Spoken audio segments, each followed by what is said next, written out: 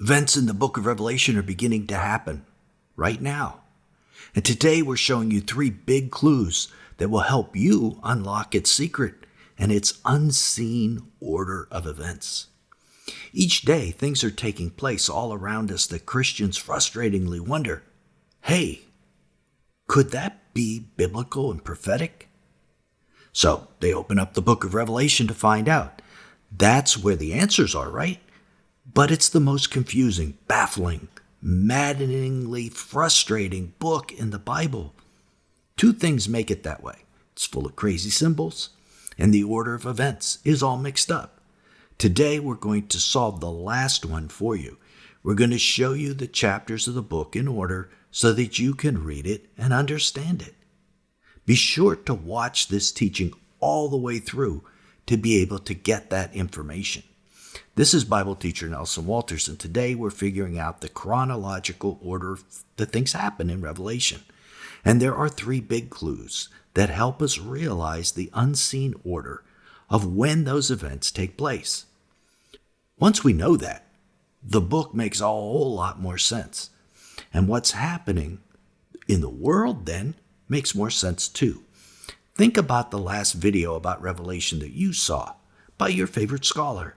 Maybe it was about the 144,000, or maybe it was about the 4 horsemen. And there was probably good insight in those videos. But where did these characters and events happen? Are they the next thing to show up on the world stage, or are they years away? It makes a great big difference. I've seen videos this month saying both of those 2 things are the next thing to appear, and other videos saying they happen a lot later. Both can't be true. So that's where we need this teaching today, especially if the tribulation has already begun, because Revelation is happening now, and we need to understand it. So the first clue, a huge clue, that I never hear anyone talk about, is why did John write Revelation in such a crazy, out-of-order way? This is the biggest takeaway. He did it because he assumed everyone already knew the order already. Yes, he assumed everyone already knew the sequence that things would happen. That's because Jesus gave us the chronology of the apocalypse in the Olivet Discourse, the sermon that Jesus gave the disciples on the end times. Revelation's purpose is to fill in the details that Jesus didn't get to in the Olivet Discourse. John was there with Jesus on the Mount of Olives that day, and 60 years later, when the angel gave him these visions, in John's mind, I imagine him saying, yes, this vision gives us more information about the wars and rumors of wars, and yes, this is how the famine actually happens, etc. If we read Revelation like that, we'll understand it more like John did. And today, we're going to do just that. We're going to draw up the map of the end times that Jesus gave us and fill in Revelation's events on that map. But first, let's look at the big clue number 2. That second clue is Revelation is divided into 2 halves. One that shows the events as they impact the world, the 7 seals, the 7 trumpets, and the 7 bowls. And a second half is about the characters that populate these events. The woman, the 2 witnesses, the dragon, the beast, the false prophet, the saints, the 144,000, etc. The maddening thing about this second half, the characters, is that it happens right in the middle of Revelation. But once you see this organization of the book, you can't unsee it. After John was given a vision of the 7 seals and the 7 trumpets, John is told this in Revelation 10, which marks the second half. Then I was told you must prophesy again about many peoples, nations, languages, and kings. Revelation 10:11. So chapters Revelation 11, 12, 13, 14, and 15 form this second grouping of characters where the character descriptions are found.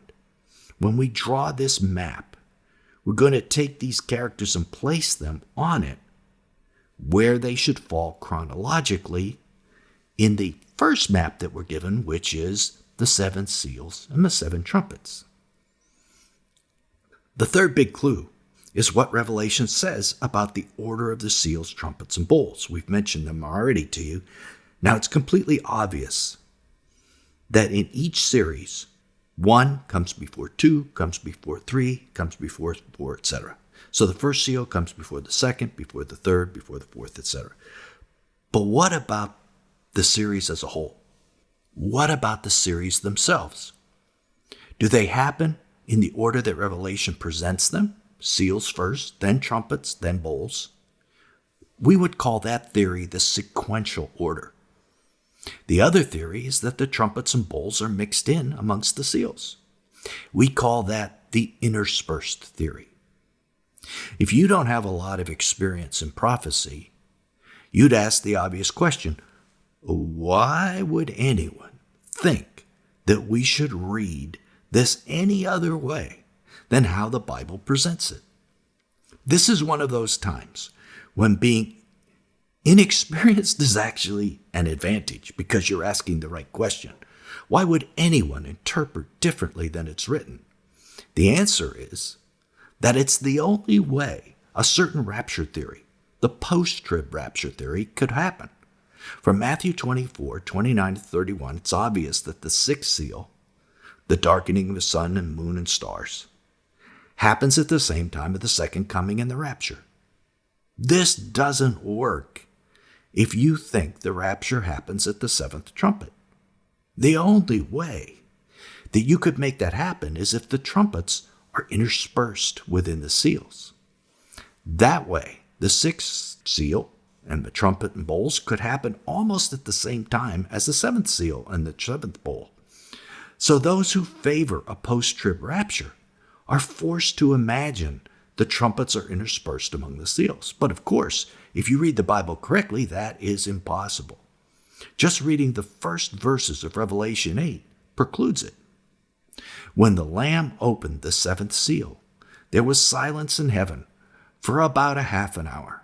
Then I saw the 7 angels who stand before God, and the 7 trumpets were given to them. Revelation 8, 1 through 2. So the order is very clear. All 7 seals are opened, and then, and only then, are the trumpets handed out. And we can prove that by another means from Jesus' own lips. In Matthew 24, Jesus gives us these 7 seals as the sign of the end. And again, not a single one of the trumpet judgments appear during Jesus' Olivet Discourse.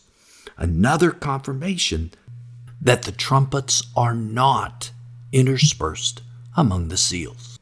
There are even more proofs than that all the seals come first, but I think that should be sufficient for this video.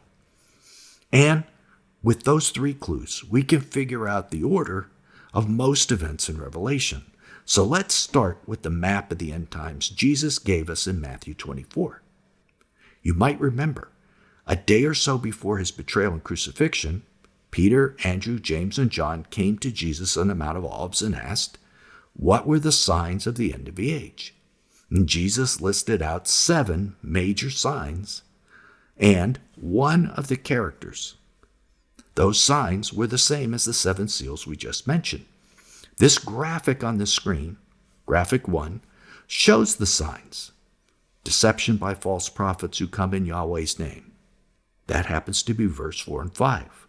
Bloodshed and war, verse 7. Famine and earthquakes, verse 7. The abomination of desolation, verses 15 through 20. The great tribulation, both verses 9 through 14 and 21 and 22. The character who is the false Messiah that we now know is the Antichrist, verses 23 through 27. The darkening of the sun, moon, and stars, followed by the second coming and the rapture, verses 29 through 31. And then the pouring out of God's wrath on the wicked, verses 37 through 39. 7 events. Jesus made an analogy and said the wrath would be like Noah's flood. So the events in Revelation can be mapped upon this basic chronology. It's what John assumed his readers would understand. In graphic 2, now on the screen, we see how the 7 seals match exactly each of the 7 events that Jesus mapped out for us that day on the Mount of Olives. The first event matches up with the first seal. The second event matches up with the second seal, etc., etc. John, having been with Jesus that day, must have realized this when he received his vision about the seals. This reinforced the map that Jesus had already given us, providing more information about each of these major end-time events. To which you're probably thinking, that's great, Nelson. You described one chapter of Revelation, chapter 6. But there are 22 more. What kind of map is that? It's the basic one. Revelation 6 through 9 gives us the basic events during the apocalypse. Some of the other chapters, like 1, 4, and 5, give the events before it, and Revelation 20 through 22 give the events after it. But everything else are just further details of what happens during the main 7 events, and they can be mapped out on that basic chronology Jesus gave us. For instance, although the 7 churches were 7 real, historic, first-century churches located in the country we now call Turkey, they were also symbolic of the one and only Church of Jesus Christ as it endures and overcomes the 7 great events Jesus outlined for us, the 7 seals. They are the instructions on what we're to do during each of these events. Let's look at graphic 3 and see how they and the characters line up with the major 7 events. The first letter matches up with the first event, the second matches up with the second event, and the second seal, etc. On until the 7th letter, the letter to Laodicea, which matches up with the final event and seal, the wrath of God. In this former popular video, we explained why this is so in great detail. And at the end of this video, we'll provide you with a link that'll take you to that other video so you can learn about the letters in much, much more detail. But as we said, the letters line up with the 7 events. The letter of Ephesus is about identifying false disciples and returning to our first love, Jesus. This is exactly where we are right now. As of October 2nd, we believe the tribulation began and the first seal opened. We should be returning to our love for Jesus and connecting with him in a deep way. Because, folks, we're going to need it. It's the only way you're going to overcome in the times ahead.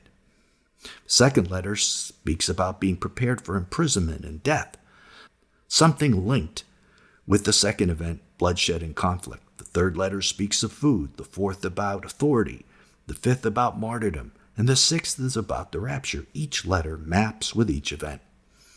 Many of the characters do as well.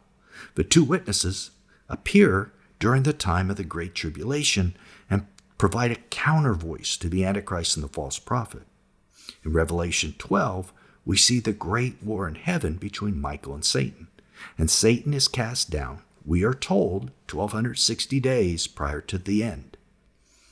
This maps out with the abomination of desolation and tells us that upon Satan's casting down, he likely assists, making that event possible. In the same chapter, the woman escapes to the wilderness, which maps out perfectly with Jesus' instruction for those in Judea to flee to the mountains.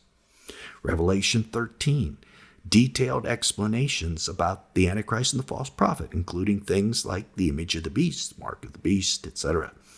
Things Jesus didn't include in Matthew 24. Things that will figure into the persecution of the Great Tribulation. Revelation 7 and 14 describe events of the rapture. It appears there are 2 waves to the rapture. A first fruits portion, where the 144,000 go to heavenly Mount Zion as first fruits to the Lord, and then the 3 angels who descend with Jesus at the second coming and give their messages, which are followed by Jesus reaping the earth, which is the main resurrection and rapture. The second half of Revelation 7 and Revelation 15 then show the saints in heaven before the Father's throne after the rapture.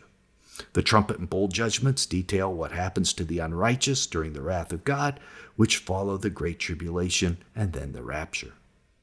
The two chapters left are Revelation 17 and 18, which describe the complex interaction between Mystery Babylon, the global governance system that's forming right now as we speak, that will control the earth during the first half of the 7 events, and the beast who rebels against it at the midpoint and assumes control for the final 3.5 years. So as you can see, once we understand the 3 clues we gave at the beginning portion of the video, we can map out the events and understand Revelation. Knowing where we are is one thing. Knowing what to do, as we said, is quite another. That's where those 7 letters come into play. You're probably still thinking about what I said about them and probably have dozens of questions.